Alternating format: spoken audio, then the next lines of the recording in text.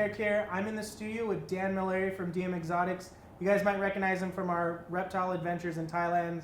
How you doing today, Dan? I'm good. How are you? I'm doing great. We've had such great success with the Thailand adventures. We wanted to share a little bit of like behind the scenes of what kind of goes into creating this trip and how it all got started. Well, back in 2003, I was looking for some new adventure, and so I decided at that point I was just going to go abroad and take a trip, a real trip. I wanted to see some foreign culture and really see how people lived on the other side of the planet. I just fell in love with it over there, and ever since I've been going a couple times a year at least. And this trip it felt like it was more important for me to share what I've experienced, or at least what I kind of had an idea that I was going to experience on this trip. And I just wanted to share that with the world. So we went armed with cameras, as you know, and we did our best to film everything that we could. Yeah, one of the best parts about this trip is we kind of didn't know what we were getting into with you in the first place. We did a couple reptile tips with you here in the studio and had some great success with those. And you were telling us about this crazy adventure, and we were like, I don't know, what exactly? And when you brought all the stuff back to the studio and what we were able to see you actually capture out there, it was amazing. It was really great. Some of the stuff out there is just so unbelievable that you're out in the middle of nowhere getting these things. What are some of the difficulties you go through to get out to these places? Well, a lot of it is planning and having the right equipment to do so. You need to have contacts that can take you to all these far out places. And of course, weather is the biggest thing. If the weather is bad, it's gonna shut you down. So on this particular trip, even though prior to going I had tried to convey, if everything fell into place and everything went along the way that I planned it to, that we would be able to bring back the footage. But if something happened and shut us down, I could possibly come back empty-handed, and just got really lucky. Everything went fell into place, and we were just nailing it. It was just, it was more than even I expected. So I think luck was the biggest factor in this particular trip that we took. Well, it definitely showed you had more than a little luck. There was some skill involved. You guys got to some great places out there. When planning on a trip like this, you can't always plan for what reptiles you're going to capture, what animals you're going to do. But what's some of the planning that goes into beforehand? Besides the traveler trips, I mean, I know you've got to make contacts out there. How do you go about getting some of that stuff done? It takes a lot of trips, and it takes a lot of experience to get everything to where you can actually do some planning. It's very difficult to go to a new place and just hope that you stumble into the right people and people that you can trust and that sort of thing, and get you into all these places. You know, I mean, this trip was probably, I'm gonna guess, about my 30th time to the region. And so I have all my contacts in all the different areas, and I routed a particular trip that made sense with the flights and everything else. And so I was able to hit the regions in the right order. And you know, I think you can't just go into it blind. Okay, so now you've told me that you've now gone about 30 times now. From your first trip to this trip now, with a couple cameras, actually getting to some really crazy out there places, how different is it? Well, there's no more nervousness and apprehension about, you know, am I going to be safe, or you know, how's the political climate, the culture, will they be accepting of me and what I want to do? You know, that's done. I already know exactly how all that's going to go, and so you know, it's just I know what equipment that I need. I know what types of weather to expect. I know what the terrain is going to be like, and then I have all the video equipment, so I know what kind of lighting that I'm going to need for most situations. I know where I'm going to be able to find electricity to recharge batteries, and I know where I won't be able to have that luxury. So you know, I have a pretty good grasp of what's going on. What is the most important thing you feel you need to capture for all the people out there looking for reptile information when you get out to these places? Because that's the big underlying goal of all of this, is actually educating those people who want reptile knowledge and want to know where their reptiles are coming from or where their reptiles actually started before they actually picked it up from the pet store and are caring for it now. I want people to respect where these animals come from. At the same time, I'm trying to, provide an insight as to where these animals live, the habitat, and all that sort of stuff. And for me, as the one that's in front of the camera and I'm doing all the work with the animals, my goal is to find animals in the wild where they're sitting, natural, and I want people to see me getting those animals right from where I found them. I want people to know that I don't have stuff in a backpack and I'm not pulling out a snake and throwing it in the grass and turn on the camera and chase after me. And I don't want any of that prompted stuff. I want 100% legit, realistic stuff. If there's a snake in the tree, I want video footage of that snake way up in the tree before I even attempt to climb up there and get it down, just to provide some authenticity to it all. I can vouch for that because I've watched every single minute, every second, every hour of the video you've brought back, and there are probably over 100 cases of you not getting the snake from what we've actually shown on video. I mean, we do show the better catches, but I did see you fumble a couple times. I did see the snake just fall right through your grips, or it got away from you just a little earlier. But with those ones that get away, there were some great successes that you had, some really great stuff, some rare finds that you got. Tell us a little bit of like that excitement that you had when you actually did get one of those snakes in your grips and were able to actually examine it and see the health of this thing just be as healthy as they are. And before I get into that, it's important for me not to injure the animals that I'm after. So there's a lot of animals that get away from me only because if I was dead set and I had to get that animal, there was a risk involved in the welfare of that animal. If I had to really reach or yank or pull, and I'm not into that. I don't want to injure anything just for the sake of putting it on film. So that's why a lot of stuff gets away. That's life. That's reality. But anyway, yeah, the animal that you're talking about was Pitaius fuscus. It's a giant Asian keeled rat snake. I had never seen one of those in the wild. They're very rare anyway, even in captivity. And so we encountered one that was way up high in a tree. It was a big animal. I couldn't even identify it because I was just looking straight up at the belly. And most bellies of snakes look the same. And so I couldn't even tell what it was. But I was sort of directing our guide to do certain things with like a piece of bamboo, trying to, why don't you prompt it on this side and give it a little nudge on this side. And, we're in the jungle. It could go 360 degrees any direction. I'm standing in one spot. And so being that I have some knowledge about snakes and I know kind of, if you touch one here, it's probably going to go this direction, whatever. I'm trying to convey that to the guide. He did everything that I asked him to. And then like you saw in the video, that thing came down and I have no idea how I got that thing in the air, caught it in the air with the tongs, but it happened. And you saw it happen and I was blown away. I was trying to digest the fact that I had that thing in front of me on the ground, in my control. I couldn't even believe it because I was convinced that thing was going to go a different direction and be gone. Speaking about tongs, I've got them here. I want you to kind of explain why this design and why these are so special to you, kind of thing. So I'm going to hand those over to you so you can kind of explain that. These were actually provided to me by Craig at Millipedes and More, and he wanted somebody to add credibility to the quality of the product. So he wanted somebody to actually take them out and put them through the test.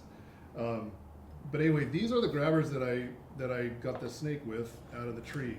And when you're traveling around, especially when you're hiking, lightweight, because even just an extra couple of pounds that you have to hold the entire time, it gets heavy after hours of walking. So it's very light, aluminum, and basically it just works in this fashion. I've used other tongs before that were heavier, some that were steel and that, and you can't bring this onto the plane. This has to be checked. So in your checked luggage, they take a lot of abuse and things get bent and different, scenarios and things. But these survived the trip and a couple of other trips since then. It's a very wide gripping surface right here. So whatever you grab is pretty safe because it's such a big area that it's grabbing down on. Some of the other tongs are very narrow, and you can do a lot of damage to animals when you're grabbing them.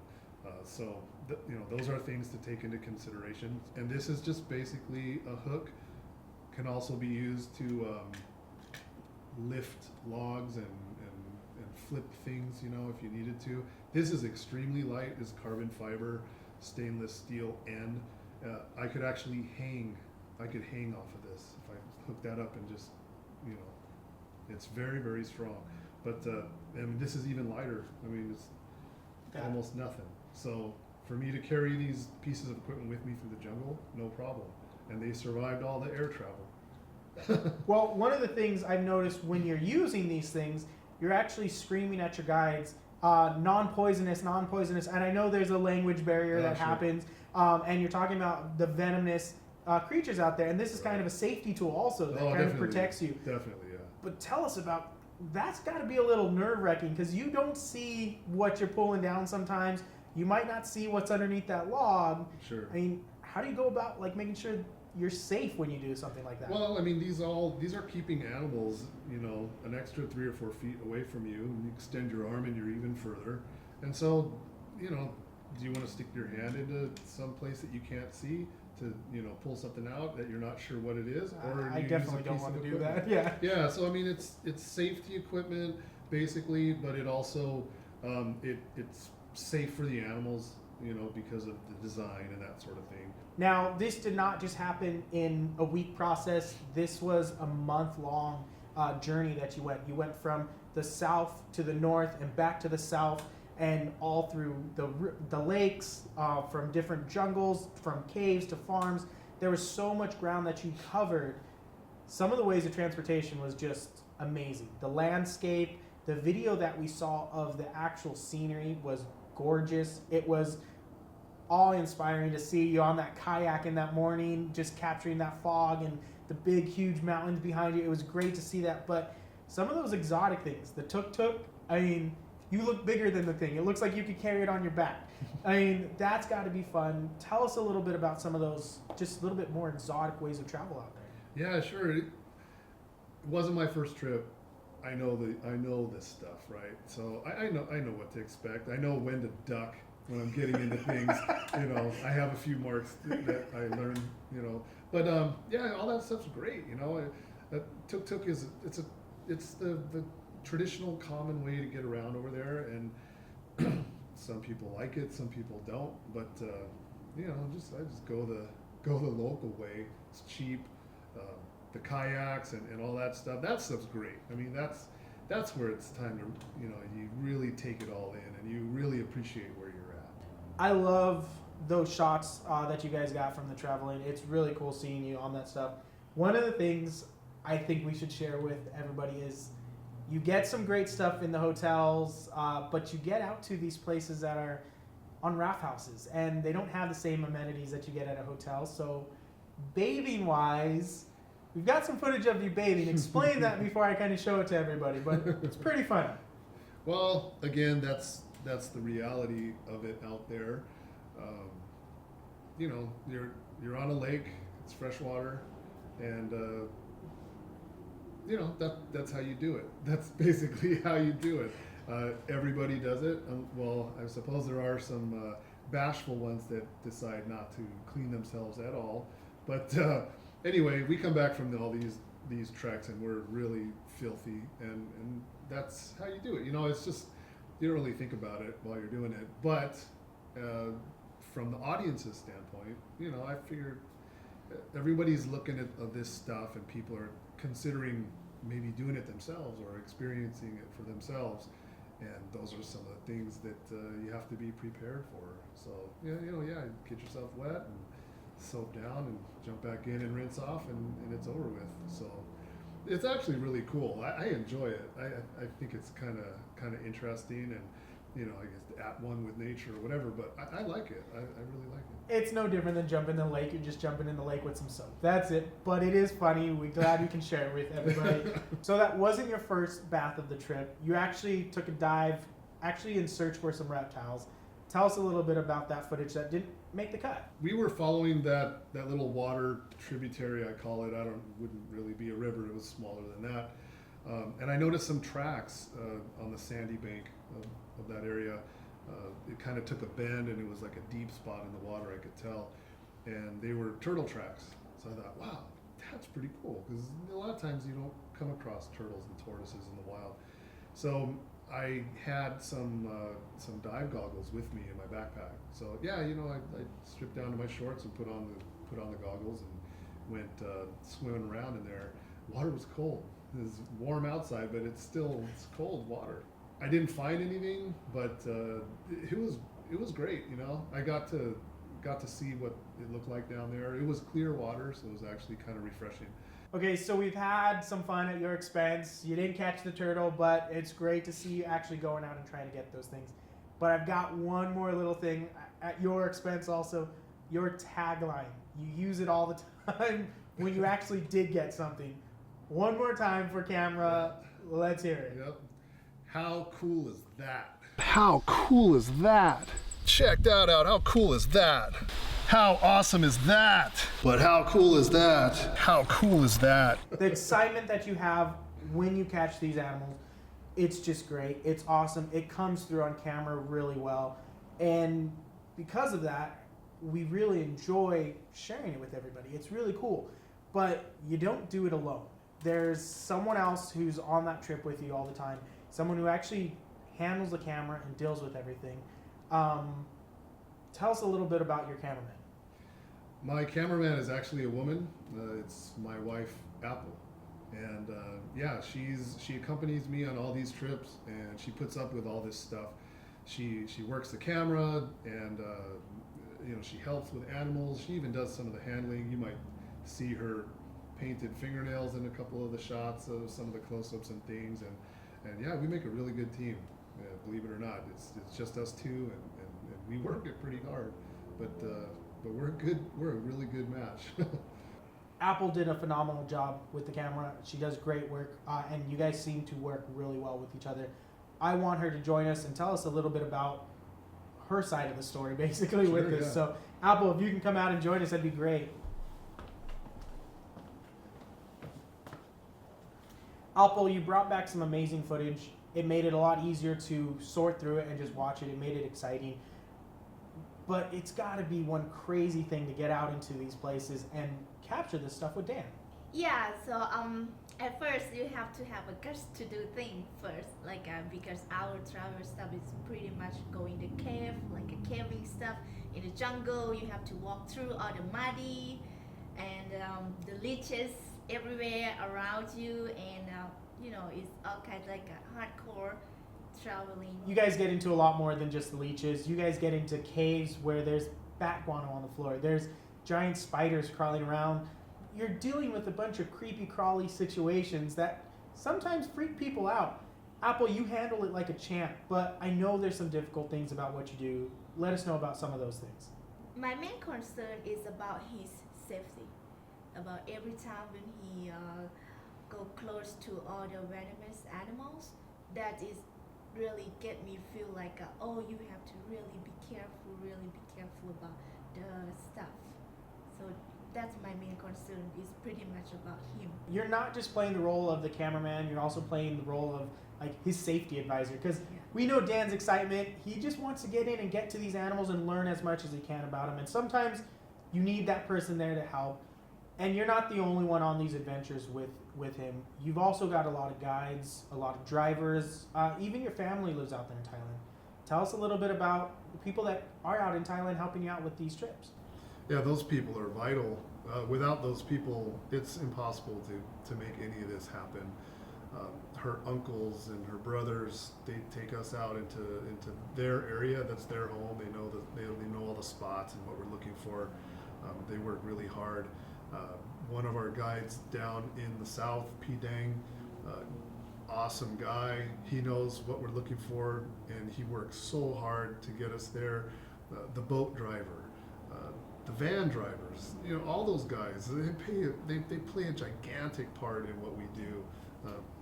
And there's countless people that we meet along the way of every trip. You know, you make friends everywhere you go, every single time. Yeah, we have the footage of you guys that just walked up on a hut in the middle of the jungle, and you guys had lunch with the family you've never met before, you've never seen, and it was the best part of everything about their trip is you guys meet so many cool new friends and get to share that with us on a whole different level. And we really appreciate it. We really enjoy watching it. I hope everyone at home, you guys enjoyed us sharing this Thailand adventure. It's great. If you guys want to see more, let us know. I mean, like, subscribe, comment in the video. We're doing so much with Dan and Apple. We've got so much more to bring you guys. Stay tuned for more. I can't thank you two enough for letting us be part of this adventure. It's been a blast. The journey you guys have gone on, the stuff you guys have captured has just, I want to be on the next plane with you guys. I hope everyone at home has had just as much fun as we have, and we really want to know what your favorite part of this whole adventure was. We hope you guys stay tuned for the next adventure.